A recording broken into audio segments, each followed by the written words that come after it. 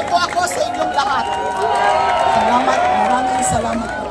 Pag-asa ng bayan! Pag-asa ng bayan! Kabataan! Pag-asa ng bayan! Mga kasama, mga kapwa kabataan, mga mamamayang Pilipino, nagtitipon tayo dito dahil may krisis tayong kinakaharap. Kitang-kita ko po dito ang mga mukha nating lahat. Ang mga mukha na haggard ng pagpuyat, ng pagtingin, ng pagsubaybay sa mga iba't ibang Senate, House hearings, mga sinasabay ito sa ating mga shifts, late shifts, sa ating mga trabaho, sa ating napakaraming school requirements, sa pagtaguyod ng mga pangailangan ng pamilya, sa paghihirap. Pero kahit ganito, punong-puno pa rin tayo ng pag-asa. Pag-asa na kung ano man ang kahirapan na harapin ng mga mamayang Pilipino, may kinabukasan. Na kung saan may katarungan, kung saan ay may pananagutan. Safe to say naman, binigo tayo kagabi. Tama ba? Kagabi, hinahamon tayo ng isang makasaysayang hamon. Nagbabadya ang krisis gaya nung nagbadya ito nung 1980s, gaya nung nagbadya ito nung early 2000s.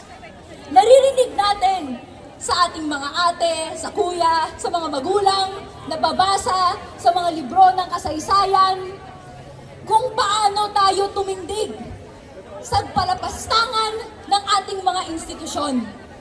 Nagpalapastangan ng mga iba't ibang mga proseso na dapat maayos na ginawa.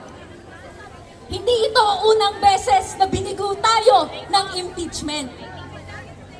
Merong isang insidente na noong 2000s, impeachment naman ni Erap ang kaharap.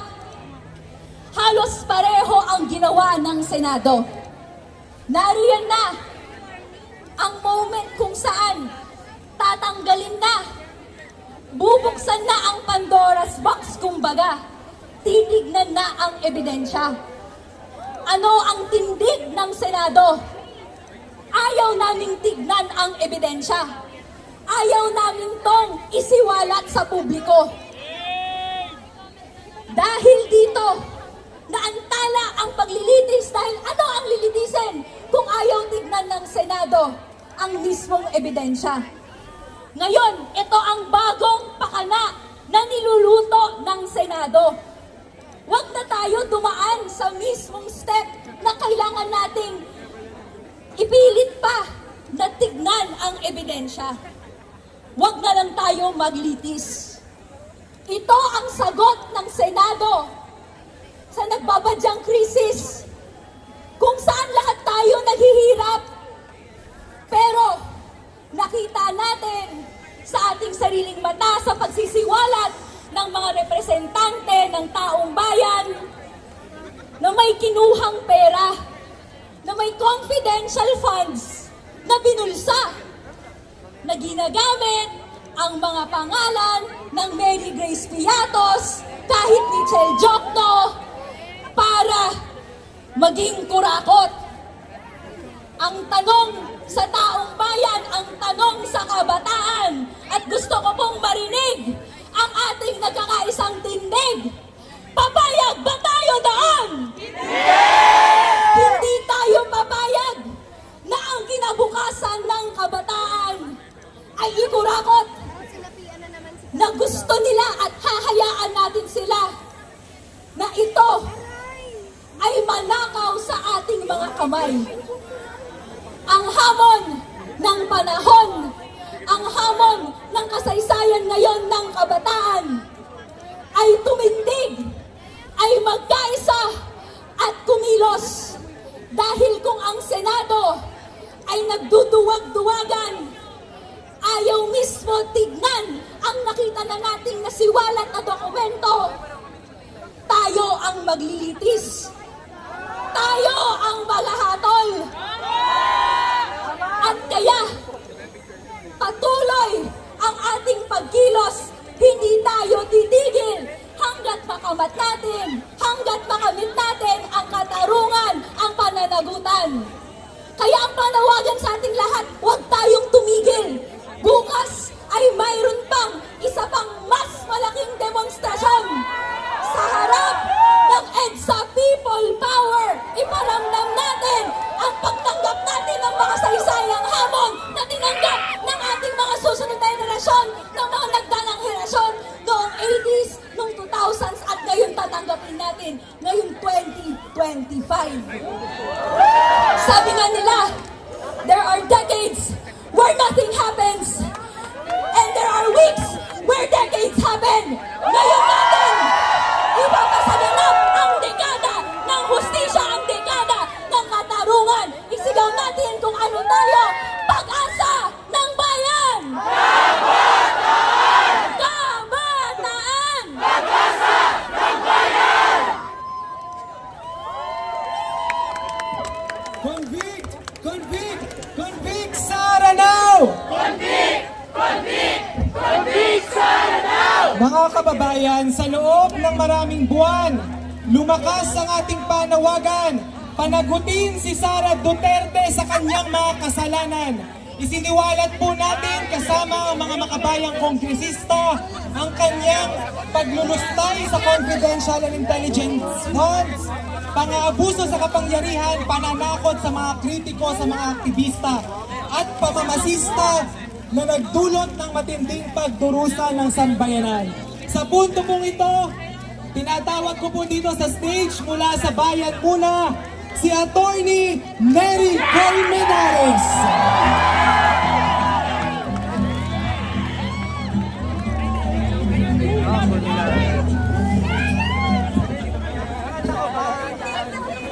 Ngayon lang ako nakakita na ang judge binalik ang complaint sa complainant para tanungin ang complainant, maayos ba tong complaint nyo? Para tanungin, porsigido ba kayong i-prosecute ito? Parang hindi. Siyempre, nag-file ang Kongreso, ang House sa Senado, ibig sabihin, tingin nila, ayos yung kanilang complaint. Siyempre, pinapakita na sa Senado na pupursigihin namin ito. Bakit niyo pa itatanong yun? Nung public prosecutor ako, nung panahon ni Merceditas Gutierrez, na naudlot dahil nag-resign siya, pero ng panahon naman ni Chief Justice Corona, ni-raise yung mga katanungan yan, pero ang nag-raise niyan, hindi senador. Ang depensa, ang akusado, ang nagsabi sa trial na ang aming complaint ay unconstitutional. Nag-object sila at sinabi nila na iyan ay paglabag sa due process rights ng akusado. Doon mismo sa harap ng impeachment court. At nung niraise nila niyan, nag-argue kami at nagdesisyon ang korte, ang Senado. Yan ang proseso. Hindi yung judge, tatawagin niya ang complainant, tapos tanungin kung ayos ba ang complaint. Kung may tanong si Senator De La Rosa, hintayin niya sa trial at sabihin niya lahat ng itatanong niya sa prosekusyon. Hinggil sa constitutionality niyan, alam nyo, ngayon malamang sa hindi sasagot si Sara Duterte sa summons. Bakit? Pwedeng sabihin ni Sara Duterte, ba't ako sasagot dyan? Pinalik nyo naman ng complaint laban sa akin. Ba't ako sasagot sa isang complaint na kayo mismo pala duda kayo kung constitutional?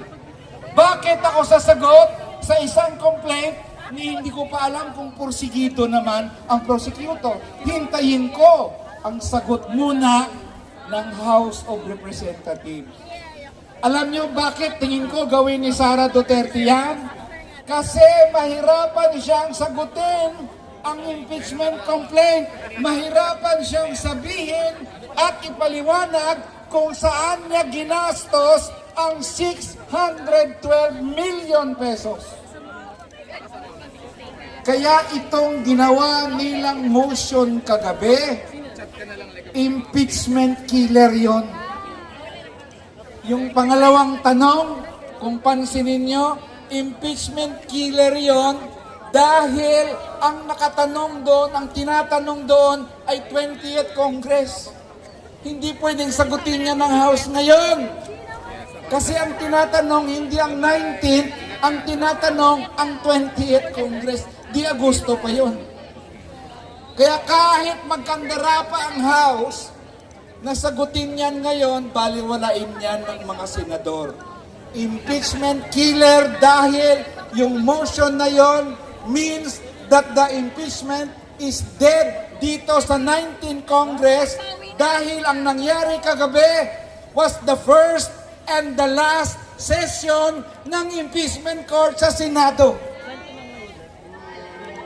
Dismayado ang taong bayan. Simple lang naman ang tanong, Sara Duterte, saan mo ginastos yung pera ng taong bayan? Yan lang naman ang tanong. Dismayado ang taong bayan dahil ito na nga lang ang pinakahuling accountability mechanism. Alam nyo, mga impeachable officials, Diyos yan sila. Diyos, bakit? Di katulad ng ordinaryong government employees na pwedeng kasuhan anumang araw. Hindi mo sila pwedeng tanggalin sa pwesto hanggat hindi sila na-convict sa impeachment. Kaya namimihasa ang mga impeachable officials na yan dahil alam nila, magnakaw mo kami na magnakaw, mahirap kaming tanggalin sa pwesto. Kaya ang ginawa ng Senado kahapon ay pagbaliwala sa katanungan ng taong bayan. Hindi man lang ba concern ang mga senador kung ano ang sagot ni Sara Duterte? Bakit? Ang Senado, ang Kongreso, ang nagbigay kay Sara Duterte ng lampas kalahating bilyon sa budget na inaprubahan nila. Wala bang interes ang mga senador na tanungin man lang si Sara Duterte, binigyan ka namin ng lampas kalahating bilyon, saan mo dinala yon? Yan ang problema sa ginawa nila kagabi. Kaya mga kasama, tama lang ang panawagan kanina na mag-indignation rally tayo doon sa People Power Monument.